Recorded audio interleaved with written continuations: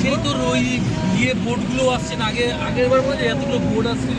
আরে আসবে, তারা কতগুলো গেল গিয়ে বলতো।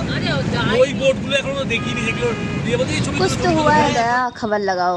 অ্যাকচুয়ালি कुछ तो हुआ है, সেটা কি সেটা তোমরা আর কিছুক্ষণ পরেই জানতে পারবে।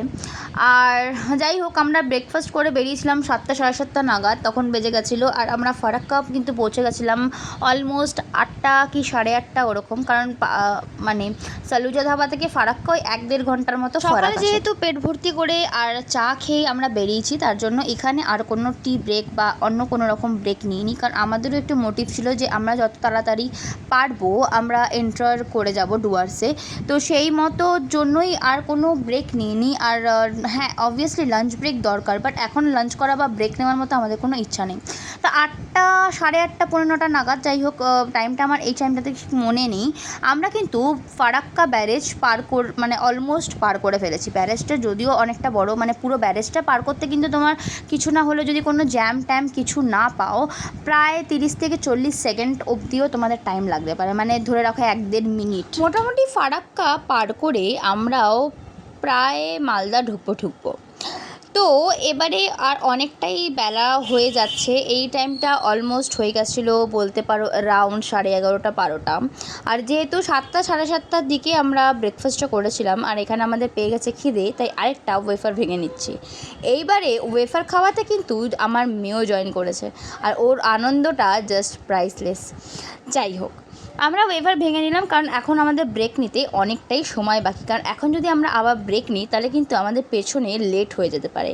সেই জন্যই, আর যেহেতু দেখো আগের বারটা ছিল যেমন পাহাড়ি রাস্তা, এইবারটা কিন্তু জঙ্গলের রাস্তা, তাই এইবারেও কিন্তু রাস্তা ভুল হওয়ার সম্ভাবনা অনেক বেশি।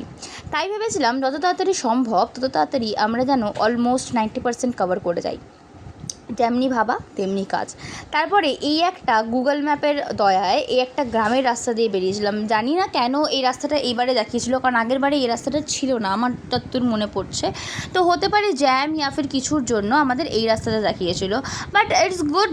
মানে আগের বারে আমরা জ্যামে পড়েছিলাম আগের রাস্তা দিয়ে যেটা গেছিলাম, কিন্তু এইবারে এই গ্রাম্য পরিবেশের রাস্তা দিয়ে দেখো কত ভুট্টা গাছ, আর দেখে না সত্যি বলতে আমার কিন্তু বেশ মনটা ভালো লাগছিলো। আর এই সব দেখলে দেখো কলকাতা সত্যি বলতে এই সব পাওয়া যায় না। তো আর এবারে লাঞ্চ ব্রেকের পালা, তো চলো লাঞ্চ ব্রেকে দেখা হচ্ছে। সো ফাইনালি আমরা পৌঁছে গেছি এখন। আগেরবার যেখানে খেয়েছিলাম সেইখানে আবার চলে এসেছি। আজকে আনফর্চুনেটলি ভারত বন্ধ আছে, যার জন্য পেট্রোল তো আমরা পাচ্ছিলামই না, বাট কোনো রকমে অ্যারেঞ্জ করা হলো। তো এখন আসার পর এখন তো ভীষণ জোর খিদে পেয়ে গেছে, এখন যাবো একটু খাওয়া দাওয়া করবো। চলো কি খাই তোমাদের সাথে শেয়ার করব, কারণ এখানে আমরা আগের বারও কিন্তু দার্জিলিং যাওয়ার টাইমে এখান থেকেই খেয়ে গেছিলাম। তো চলো, ঠাকুর রেখে দিচ্ছি।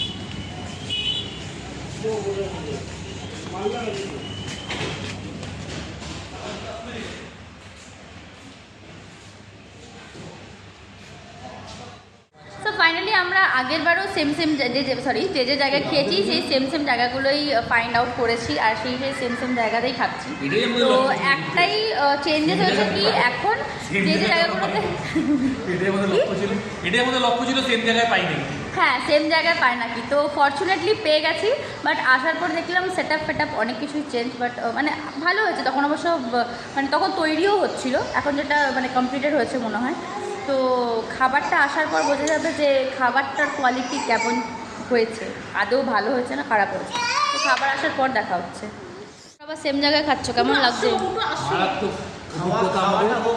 খাওয়াটা হোক, আমরা আলটিমেট খুঁজে পেয়েছি সেম জায়গা, তাই নাকি?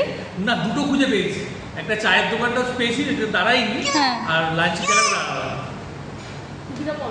কি চাই তোর, কি চাই?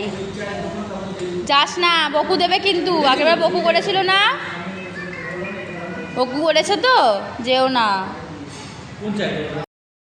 Hour lunch is right. কেন অনেকক্ষণ ওয়েট করেছে, আর আমাদের না ওই টাইমে ভীষণ খিদে পেয়েছে। বিশেষ করে এই সময়টাতে না আমাদের এত খিদে পেয়েছে যে আমি মানে বলতে পারবো না তোমাদেরকে, কারণ অনেকটা বেলা হয়ে গেছিলো, অ্যারাউন্ড 3টে সাড়ে 3টে বাজে সেই টাইমটাতে। আর লাঞ্চ কিন্তু খুব ভালো ছিল, সিম্পল ছিল, ডাল আর আলু ভাজা দেখেই আমাদের মনটা খুব ভালো হয়ে গেছে। আর একটা সবজি ছিল, আর বুবাই আর অন্টিদা নিয়েছিল মাটন থালি, আমি নিয়েছিলাম এগ থালি। মাটনটাও বেশ ভালো ছিল, ঝাল ঝাল ছিল, বেশ সুন্দরই ছিল খেতে, আর এগটাও বেশ ভালোই ছিল। তো চলো খাওয়া দাওয়া করে নিই, খাওয়া দাওয়ার পর আবার দেখা হচ্ছে। আর মেয়েকে তো খাওয়াতে হবে অবশ্যই, তাই কোনো ক্লিপিংস পাবে না। তো চলো আবার খাওয়া দাওয়া করেই তোমাদের সাথে আবার জার্নিতে দেখা হচ্ছে, তো পুরো ব্লগটা সাথে থেকো। আমাদের মোটামুটি খাওয়া দাওয়া ডান। খাওয়া দাওয়া সত্যি বলতে বেশ ভালোই ছিল। আমার মেয়েও খেয়েছে বেগুন ভাজা ভাত, অনেক দুষ্টুমি করেছে, বকু খেয়েছে। তো খাওয়া দাওয়া করে আবার বেরিয়ে পড়লাম আমাদের ডেস্টিনেশনের পথে। তো চলো আবার সেখানে গিয়ে তোমাদের সাথে দেখা। লাঞ্চ টাঞ্চ করে আবার বেরিয়ে পড়লাম আমার ডেস্টিনেশনের পথে। আর চলো এখনকার মতো ব্লগটা এখানে এন্ড করছি, আবার নেক্সট ব্লগে দেখা হবে। কিন্তু আমরা অনেক নতুন নতুন জিনিস এক্সপিরিয়েন্স করেছি, তার জন্যই অবশ্যই সাবস্ক্রাইব করে দিও আমার চ্যানেলে, কারণ যখন আমি নতুন ভিডিও দেবো তোমার কাছে সবার আগে নোটিফিকেশন হবে। আর এই ভিডিওটা ভালো লেগে থাকলে অবশ্যই একটা লাইক করে দিও, আর কমেন্টে জানাতে ভুলো না যে আমার ভিডিওগুলো তোমার কাছে কেমন লাগছে।